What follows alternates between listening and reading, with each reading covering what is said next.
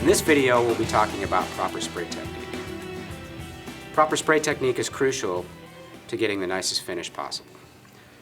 First, we're going to talk about distance. Generally, when you're spraying, you want the distance from the piece to be 8 to 10 inches, or roughly the length of your hand to your wrist, away from the piece at all times. The angle of the gun is very important as well. You always want to have the angle of the gun perpendicular to the surface you're spraying. You don't want to toe and heel the gun or fan the gun out in the middle and get closer.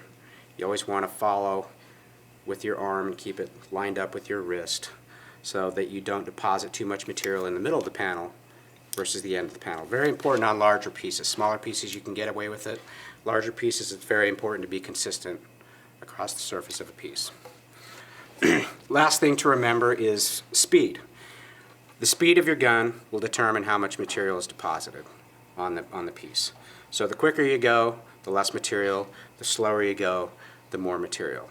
So you just have to be conscious of how you have the gun set and remain at a constant speed so that you're depositing the same amount of material on every piece on each pass. When you begin to spray, make sure that you pull the trigger to begin the flow of material before your stroke reaches the piece being sprayed, and release the trigger just after you finish each pass.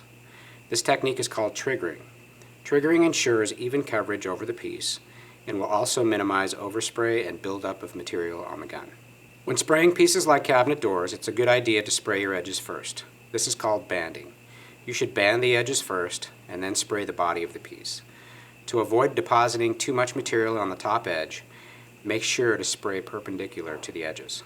Cover the substrate in smooth, consistent, overlapping passes that begin at the top from left to right.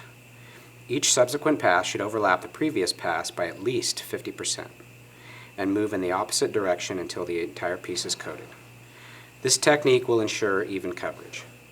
Often it is necessary on a piece with a lot of 90-degree profiles to repeat this procedure after rotating the piece 90 degrees, called box coating, to ensure that all profiles are adequately covered.